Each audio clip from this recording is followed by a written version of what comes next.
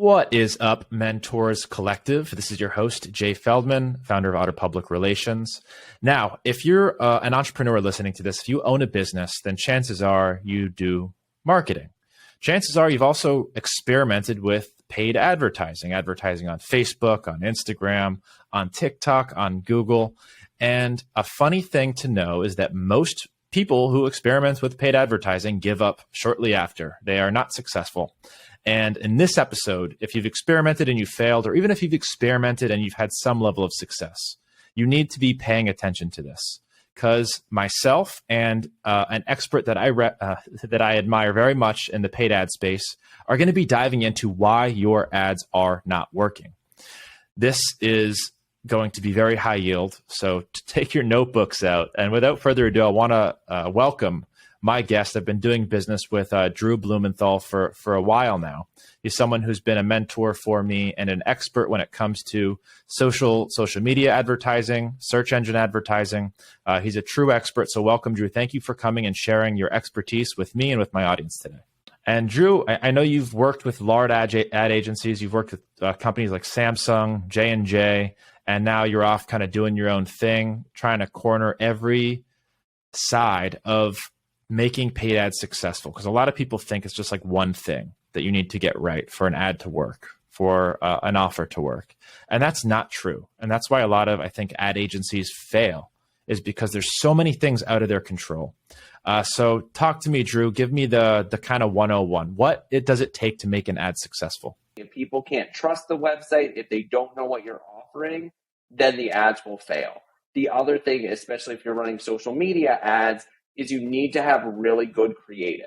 So if you don't have good creative, like images that aren't stock images, if you don't have short videos, if the ads don't get somebody excited to click on it and they know what they're clicking on, you're going to fail as well. So there's so many elements, even besides just bidding on the keywords or targeting the right audience. The other thing is analytics. So making sure that you set up the data tracking properly and making sure you know exactly what conversions you want to track and having the machine learning track those actions and then learning over time.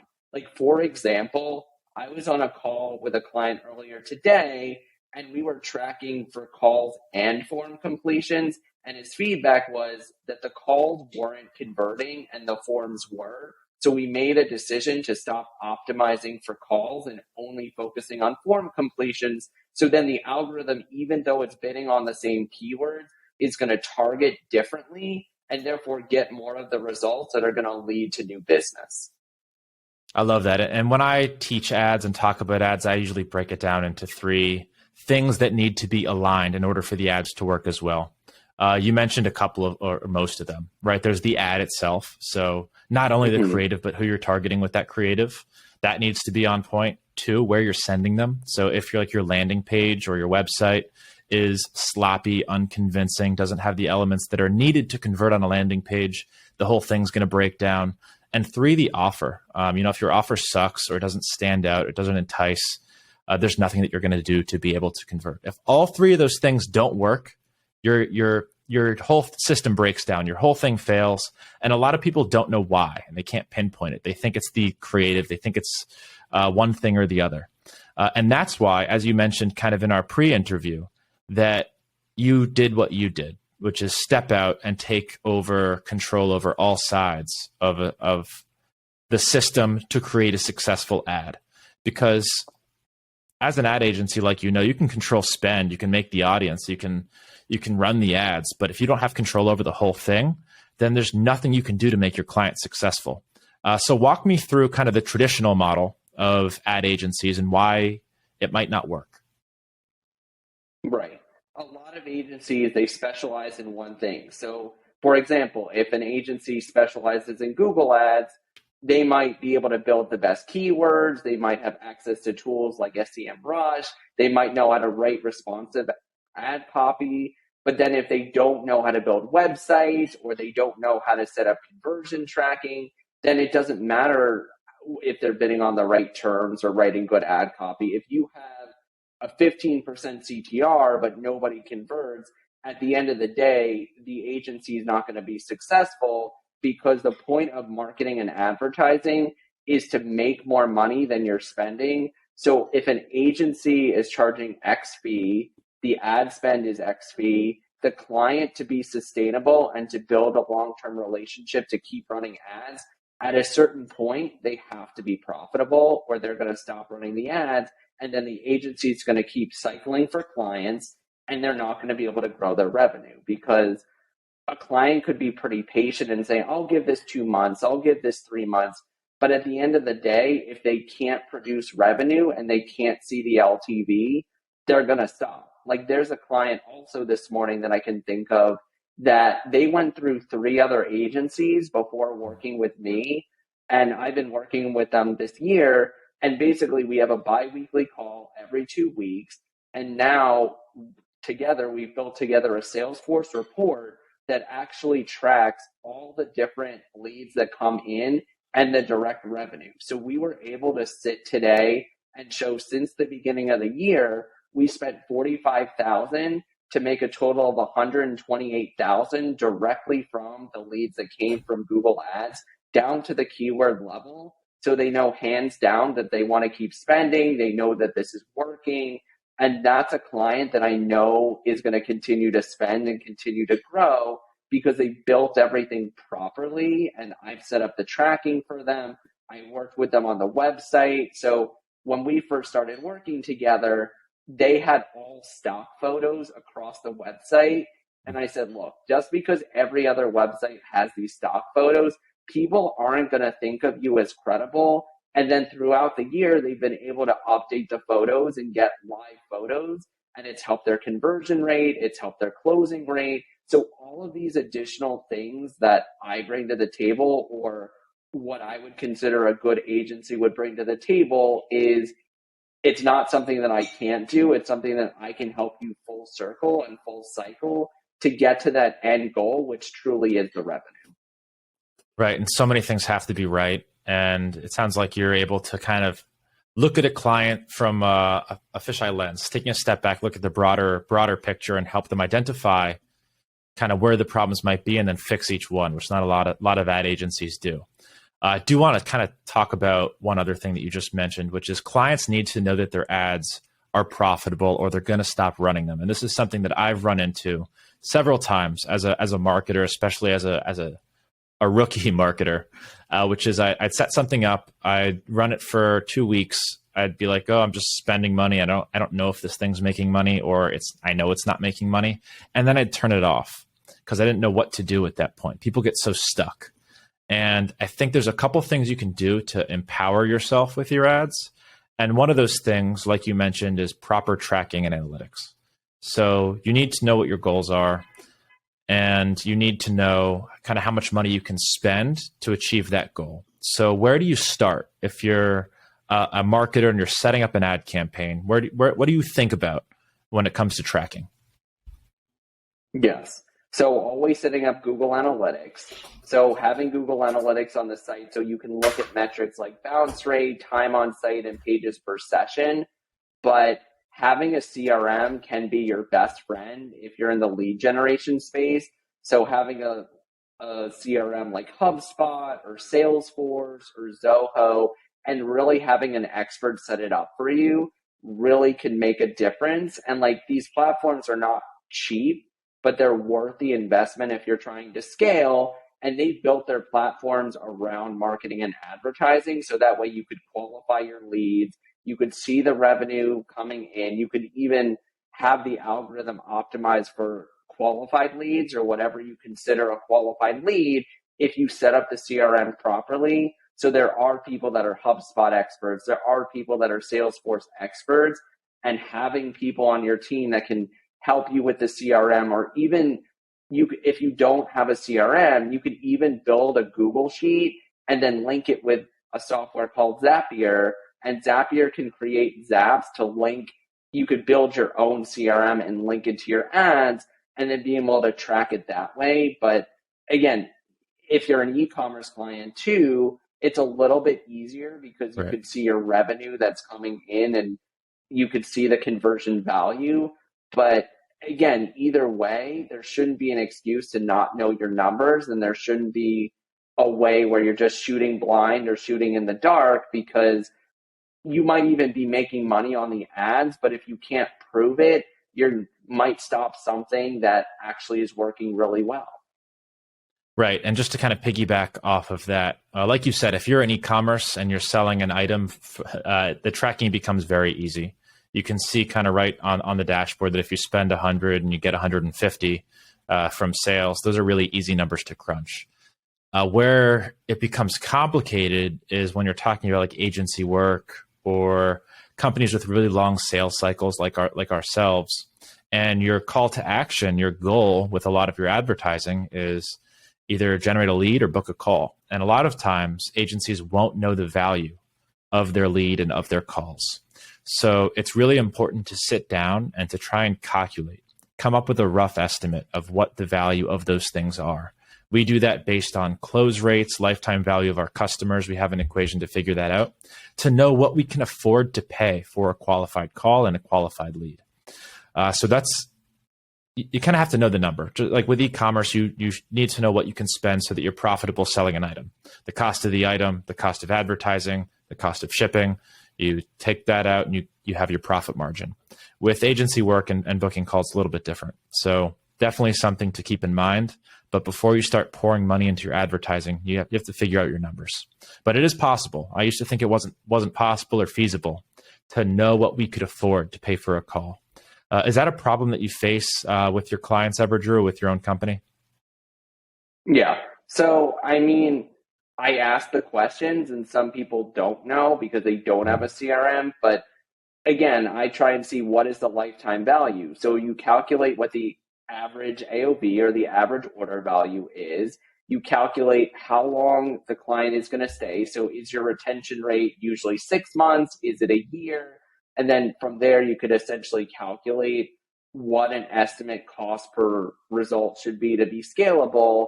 And knowing also that it's a rough estimate, because especially in lead gen, if you make one person happy, they might refer 3 people to you. And Right. then those 3 people did come from the ads. So it's very complicated to always calculate what your true ROI is. But I think also with digital ads, it gets a bad rap because there's so many other channels like radio and TV and things where you can't calculate things. And it's like, well, if you're willing to spend $50,000 on a TV ad and you don't know how many customers you're getting, why would you give or hold paid ads to the same standard? But that being said, there's so much of it that you can't see, or so much of it that, as you said, if you have a 6-month sales cycle, it's hard to really calculate what the ROI is. But that being said, when the sales cycle is longer, it's good to look at the qualified lead and calculate it based on the number of qualified leads. And sometimes a lead might be super, super qualified, and then it doesn't close. And it's like, man, that would have been an additional $50,000 in revenue if I would have closed that I would have attributed it to the ad. But you still need to consider those things as a win, because if you're bidding on the right keyword or targeting the right audience, if you keep running it, then your chance of getting that lead again is higher, and then that'll help you scale. So sometimes I think of it as a dartboard. So it's like you need to shoot a certain number of darts to hit a bullseye. So if you only throw 3 darts, you only have a 1 in 3 chance of getting a bullseye. So that's where you do need to stick with it. You do need to look at the ratio of qualified leads and know that you need to spend enough to be able to hit a bullseye and not give up too quickly. I love that you said there's a lot of kind of hidden value to running ads that people don't really see or attribute to numbers, because it's so true, especially when we're talking about like retargeting ads, like the clients that we've already talked to and they're in our sales process, but now they're seeing testimonials every time they're scrolling through Facebook and through their websites, through our Google display ads. They're seeing our company doing fun things and all this stuff we're paying for, and we're not seeing any direct result, but it's keeping our company front and center of their mind. We'll never see the data behind that. That's just one example. So there are a lot of other hidden benefits to running ads, spending money, especially when it comes to retargeting. Drew, I'd love to spend a couple minutes on each of the 3 pillars that I mentioned earlier, picking your brain and getting some really tactical advice on how to hone in on each one, ads, landing page, offer, to set themselves up for the best chance of having a successful ad campaign. So if that's okay, I'd love to start with where the customer really sees you first, which is the ad itself. Now, I'd love to talk about one, best practices for creative, kind of heading, audience, and platform. So let's start with like platforms. Where should people be advertising? Is everything equal? Like which platforms are your favorite? Yeah. So Google and Facebook are my two favorite. I mean, there are other ones like TikTok and Pinterest and things like that. Google is very powerful in terms of search because it's very active. Yeah. So if you're doing Google search, the leads or the sales tend to be very, very qualified because the person is literally on their phone or on their desktop typing something in. So it's like what I like to call it is the active ad. So the person is raising their hand and saying, I need this or I want this. So like, for example, if you're a service-based business, think of it as the yellow pages of today. I don't know how many people on here have ever seen a yellow page book, but those basically don't exist. So the big thick stack of yellow pages no longer exists because Google has really taken that away. And therefore, if someone needs a contractor, if someone needs a marketer, if someone needs a service-based business, they're not going to the yellow pages, taking out their phone and manually typing in a number. They're literally searching on Google, clicking on a website, clicking on a phone number, and calling and getting that lead. So it's very, very active. Social media is very different. I think of it as passive and more of like the TV or radio ad where you target somebody based on interest and behavior. And then you need to really wow them with the creative and wow them to be, this is the exact item that I needed in my life that I didn't even know that I needed. So that's Right. kind of how I frame the social media ad is, again, there's retargeting, but regardless, they're scrolling through stories, they're scrolling through their feed, like they're looking for nothing. They're just might be entertaining themselves, they're looking at friends and family, and boom, you're there. And it's, you really need to capture somebody and wow them and really show that this is something that they need. So a good example of this is a lipstick brand that I've been working with, I would say now about 2 to 3 years. And again, same story as they've worked with several marketers in the past and they just struggled and struggled and struggled. And then all of a sudden, I believe it was 7 or 8 months ago at this point, they did this new creative. It's so stupidly simple, but it gets thousands of orders a month. And it's literally just a 15-second clip of a woman zoomed in with the lipstick, just applying it to her lips with just music in the background. And it just says featured in some magazine. And it's literally 15 seconds. And people just buy this lipstick over and over and over again on such a consistent basis. And it's just, if you can get the creative to pop, and again, you need a good website and you need a good experience post-click, but it's that ad that's really going to hook somebody in. Think of it also like those toy ads that you used to see on Nickelodeon that you were a kid and you were like, I need that toy now, and you bugged your parents until they finally get it. Like, those work because they were very exciting ads. They were very simple. They demonstrated the product, but they literally knew exactly what they were doing because they made probably millions, if not billions of dollars, because they knew that a child wasn't directly sitting on TV looking for that toy, but they knew that the audience was there. They knew the creative that would entice the child until they got exactly what they wanted. It's funny, on the topic of conversation of creative, there's really no perfect science to it. And it's funny you mentioned the lipstick ad, because the one like piece of advice that I have to marketers who are looking for a creative solution that's going to work is that you need to just test your creative. A lot of times the highest production stuff, the stuff that you pay $10,000 for a video, doesn't convert. And the selfie video with you talking and no microphone is what ends up converting. So always be testing creative, and eventually you'll find something that resonates.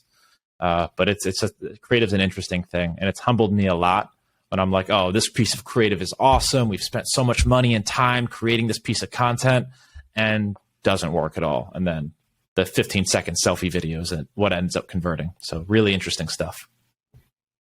Yeah. I mean, and I've definitely seen some interesting things. Like I've seen people love unboxing videos so much. Like just the sound of people unboxing it and looking in the box. Like you It's could suspense. spend $10,000 on creative. Exactly. Right.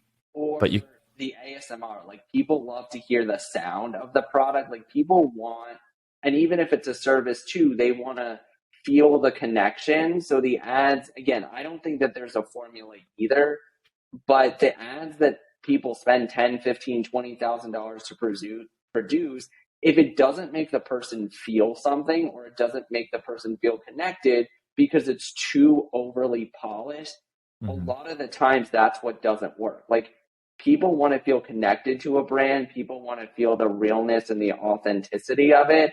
And if it's too polished and it's too fake looking, like there's so many influencers that I've run ads and I'm like, this influencer knows what they're talking about. They put on so much makeup, like they're so professional, and it doesn't end up producing because it just turns everyone away. And it's like that, I can't see myself with that person. Right.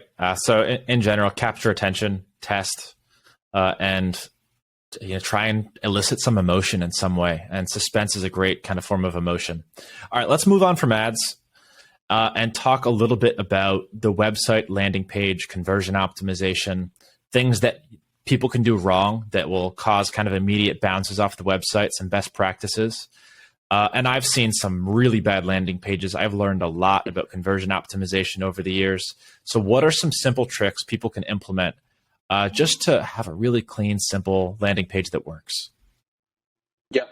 Number one, make sure your website is mobile responsive. I can't tell you how many times somebody has given me their website, and before I book a meeting with anyone, I ask them specifically, what is your website? So I could review it before, so that way I could be prepared.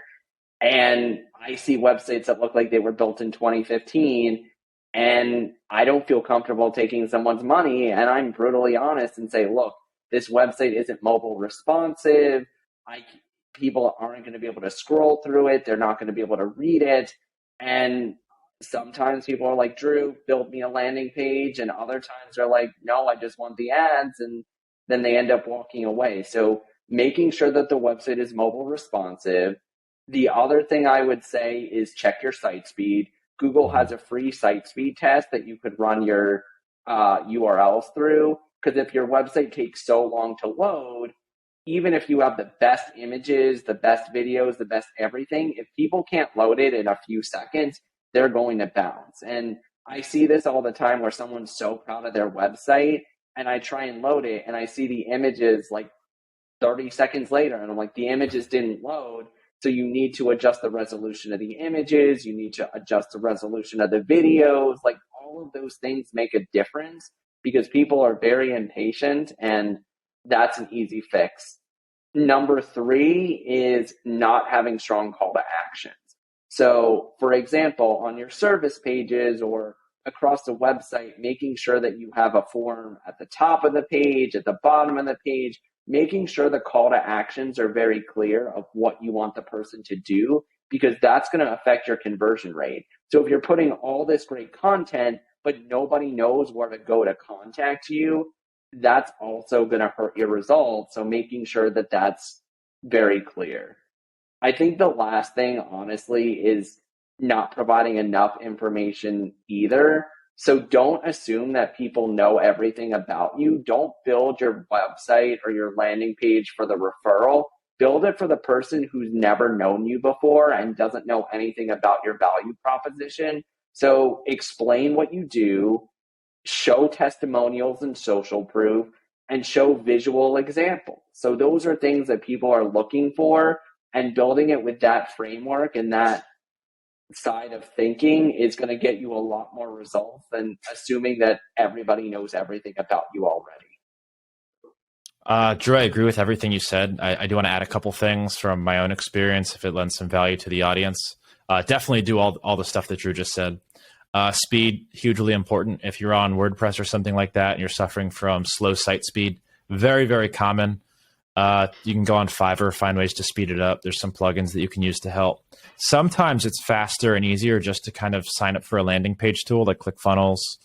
Honestly, we still use ClickFunnels when we're sending ad traffic there. It's just wicked fast, easy to set up, and designed for conversion. And just to piggyback on what Drew said about a single call to action, have it above the fold. Don't have multiple places where your prospect can click off. So if you have like a huge menu bar and lots of different buttons leading to different places, people they will wander. People have ADD and will not typically do the thing that you sent them there to do. So I like to have either a single call to action to fill out a form or book a call. For some people that might be to purchase something, but very important, single call to action, single reason that you sent them there. What about some elements of that landing page, Drew? For example, a sales video, some testimonials, some authority. Is there any system that people can follow to include everything that you should have in order to get that conversion? Yeah. So a great flow for a landing page is form on the top, then put some information about your service, then put the testimonials or social proof underneath the services, and then put your form at the bottom. So that's a simple flow, because if you put testimonials, that's kind of like the bragging piece. You don't want that first, because you want people to learn about the services and be like, okay, this is what this person does. This is what they're offering. And then wanting to learn more and seeing like, okay, they offer X service. How do I know that they're any good? And then reading those testimonials or watching the videos and all of that. And then the person's excited. So having a form also at the bottom of the page, or having your call to action at the bottom of the page, because if somebody has to scroll all the way back to the top of the page, chances are they're not going to do it, because people are just lazy. Like, people just want everything right in front of them. People want everything spoon fed to them. So again, having this specific structure can really help to get the most conversions and be able to use your ad budget or marketing budget as efficiently as possible. I love that. Awesome advice. I have nothing to add there. But let's move on, talk about the offer. Say you've got the creative, the audience, totally down pat. You send them to a kick-ass landing page. It's perfect. And then they scroll down to the pricing section or the what you do section, and it fails. They bounce off the landing page because they're not interested. Even if they were interested based up until now, they were interested in the ad, the headline, the description, but the offer isn't very good. Is there anything that people can do to entice the user to take action with the offer? Yeah. So one is knowing what your audience is and knowing what they do. So like, for example, with me, my call to action is always book a call. I know that my clientele is extremely busy. They're business people, they're marketing directors, they don't have time to sit there and fill out a very long questionnaire or a form. Like, they want to book a call, they book the call, I send them a few reminders, and then they show up. So that for me works really well. Some people want calls. So if you're like a contractor or a roofer, a lot of people aren't going to want to sit there and book a call a week or two in advance. Like, they just want to click, they want to call, they want to say what their problem is and get it resolved as quickly as possible. So when you're coming up with your offer, really think about your past customers, really think about what their avatar or avatars look like and how they're going to best respond. And you could always do A/B tests as well. So you could always build multiple landing pages. You could test multiple call to actions and see what works. But knowing what your customer is going to do to react is the best way to see what is going to yield the best result. I love that. And testing is really the solution for a lot of this stuff. So I totally agree with you.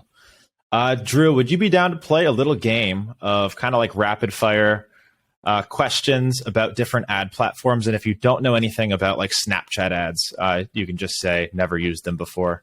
But would love to spend like a minute on each of these different ad platforms, just giving your thoughts, not necessarily advice, because as marketers, if you've made it to this point in the episode, you're probably starry-eyed thinking, I need to do this and that. I need to be on Facebook ads and TikTok ads. I get like that myself. For example, today I set up a Twitter marketing campaign just to see what happens. there's a lot of craziness going on in the Twitter sphere. I'm wondering if I can generate some traffic from that. So us marketers get distracted. I'd love to hear your thoughts on some of these ad platforms, your experience with them. Let's keep it brief. Sound fair? Sounds fair. All right. Let's start with LinkedIn ads. What are your first thoughts and impressions on LinkedIn ads? Great for brand awareness, great for retargeting, hard to convert cold people right off the bat. I agree. Totally agree. What about YouTube ads? You ever run video ads? Great for longer content. Set up your conversion tracking. Also run them in tandem with search or display or other ads as well on Google. Cool. Longer content, like you run like 5 to 10 minute YouTube ads? Yeah.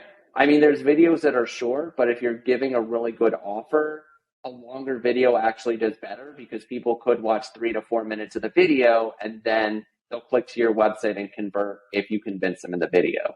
Ooh, cool. Twitter ads, you ever played with those? Yes, I've done Twitter ads before.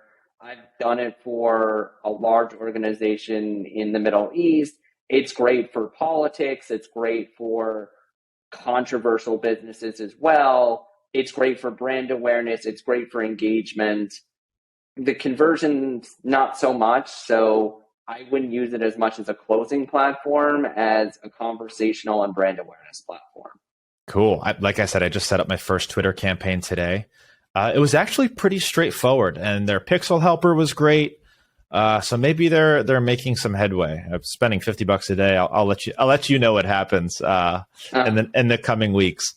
How about Snapchat ads?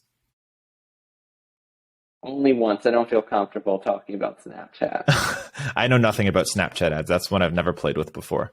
How about TikTok ads? TikTok is very creative focused. So having videos that are very people focused, that they can connect with it, and that's really the most important thing with it. Again, great for brand awareness. A lot of people click, a lot of people view. Conversions are getting better, but not as good as Facebook and Instagram still. Yeah, we were actually pretty successful with TikTok ads at first. We had one piece of creative that really just hit, and we were running the lead form ads on TikTok, and they were converting like crazy, like $10 leads. And then all at once kind of just slowed down, got really expensive, and we just kind of turned them off because Facebook was outperforming it by so much. What other ad platforms that we have not talked about that deserve a mention? Are there any? Pinterest ads, actually. Let's talk Pinterest ads. To mention. I've never used those. So I've run them quite a few times, actually for e-commerce brands. But a lot of people go on Pinterest. I mean, women who are 25 to 45, if that's your market, is a great platform. They have the pixel as well.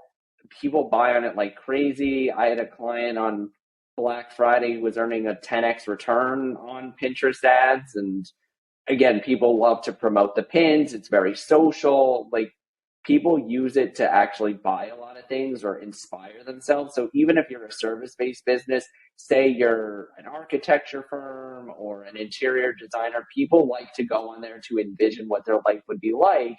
So it's a perfect platform for that. If your audience is women who are in that 25 to 45 age range. That makes a lot of sense, and probably why we've never experimented with Pinterest ads. Not e-commerce and probably not our target demographics. Very cool.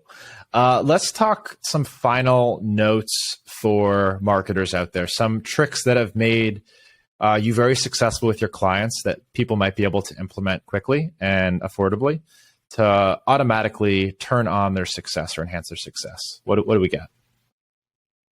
One, and we've talked about analytics. Google Tag Manager is your best friend. It is a container. So think of it like a drawer where you can install all of your pixels, especially with the fact that cookies are going away. People used to set up their conversion tracking through Google Analytics. And as Google Analytics and as the Facebook pixel directly is becoming less accurate, if you set up Google Tag Manager, the benefit is you can create your conversion actions without directly having to code on the website. So you get the best of both worlds of being able to track without having to know how to code, without having to go into the back end of the website, but having it still be accurate. So setting that up is like number one. Number two is, again, we talked about the website, we talked about the structure, what should be on the page. Hands down, if you are like, man, I hate my website, I hate my landing page, it's not converting, hire somebody on Upwork or Fiverr right away. Even little marginal differences, even if you can't do a full build or a full landing page, paying a little bit or only for a few hours of work to make those marginal changes will make a huge difference long term, where you'd be able to scale much faster.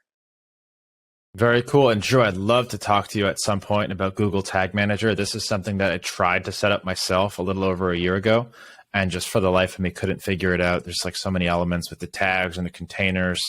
It got a little complicated. So I'd love to talk to you. And then if you're listening, I'll probably make a video about how to set it up for beginners. What do they call that book series? Google Tag Manager for Dummies. I'll make a video. Very cool. Drew, for marketers out there that are looking for a little bit of additional help, maybe are having trouble implementing this stuff, what are some solutions that they can look into, some done-for-you stuff? Yeah. So YouTube is a great place to look. Like, you could literally search for anything, like how to set up Google Tag Manager, how to do X, how to do Y.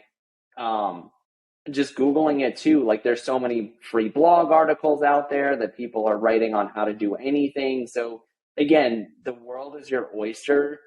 Googling it, putting it into YouTube and searching for it is the easiest. It's the free way to do it. If the free way is like not your thing and you want somebody to help you now and you don't want to spend hours watching videos or searching for blogs, the next best way is to go to Upwork or Fiverr. And there's plenty of great remote people in India and Pakistan and Philippines and other countries that may be able to help you with some of these things for $5 to $10 to $15 an hour before you're ready to hire a full-time person or a full-time agency. And then the next step above that would be to hire somebody like myself or Jay, who really is the expert that, again, you pay a premium for, but you know that you'd have the relationship, you know you'd have somebody with the experience and the customer service to actually get it done properly. So again, there's different ways that you could get it done, but it's more of, obviously, if you're using someone like us, you get the white glove service, you get the hands-on approach, you get the best out there. But again, there's different spectrums for everyone. Right. And just to set the record straight, if you're looking for full service digital marketing, do not contact Jay. Jay can only help you with public relations and media. You got to go to Drew for that stuff. We like to stay in our lane, try and stick to PR only. But yeah, no, I totally agree. But I will say I've worked with digital marketing agencies in the past. They are not all created equal. If you're listening to this and you've worked with digital marketing agencies, you may have had a bad experience. So it's really important to dig into the ones that you're choosing. Listen to them, make sure they're experts, make sure that you have access to them. Drew is somebody that I would recommend. So if you're listening to this and you're ready to take that next step and sign up for an agency, talk to Drew. Go and know him on Instagram and get in touch. Now, Drew, final question that I ask everybody that comes on the show. This is Mentors Collective. You're a mentor. I'm a mentor. Who has been a mentor for you? I'd love you to mention somebody that other people can find online and have access to. So somebody whose courses or books that you've consumed that have been influential for you. Who would that be? I mean, I follow a lot of people on social media. I mean, I do really love Gary Vaynerchuk's social media stuff. I mean, he's very genuine and authentic, and a lot of that is very helpful to me in terms of he's very good at branding. He's very good at what he does. I mean, I would never say follow one person on social media and do everything that they do blindly, but take elements and really dissect what he says and what he does. And again, he promotes himself being a genuine person and promotes himself and his agency as a genuine agency. And again, you could take some of that with a grain of salt, but at the same time, it's like, obviously he's built a multi-trillion-dollar business by doing something right. And he's entertaining to watch. So I like that answer. How about I don't know if you're a big reader, but any books or courses or even YouTube creators that would be a good resource for people if they want to learn more about digital marketing? So what I read in terms of publications is Search Engine Land. So Search Engine Land and Search Engine Journal are fantastic. And they're not just search anymore. They are social media too. And they provide great content every week, and they do different articles. And I learn a lot about it, especially stuff when it's so brand new. So when something new is coming out, one of the two is always covering it. So that way you could stay ahead of the trend. You could start to test things when they're starting to talk about it and really get perspective from people in the field. They're not just ghostwriters, they're actual people in the field that are writing these articles. Cool. Those are resources that I have not heard about yet, so I will go check those out. So thank you for sharing that with me. And guys, if you're listening to this and you're getting a ton of value from Drew, go check him out on Instagram, digitaldrewsem or digitaldrewsem.com. Now, Drew, for people listening that want to get in touch with you, maybe just want to pick your brain about marketing or hire your agency, where's the best place to reach you? Yep. So those are definitely the two best places, digitaldrewsem.com and my Instagram at digitaldrewsem. So you could see I produce content every day pretty much on Instagram. I do reels. On my website, you could learn about all my different services. You'll find my Calendly where you could book a meeting. And yeah. Cool. And I will drop those in the description. So if you're listening to this on a podcast, just go ahead and click the show notes. If you're on YouTube, go ahead and find those links down there. Drew, it's been a blast chatting with you, catching up. I'm excited to talk to you a little bit down the road, let you know how my Twitter ads are doing, and keep in touch. So thank you for sharing your time with me and with my audience here. I had a blast. Yeah, thank you for having me, Jay.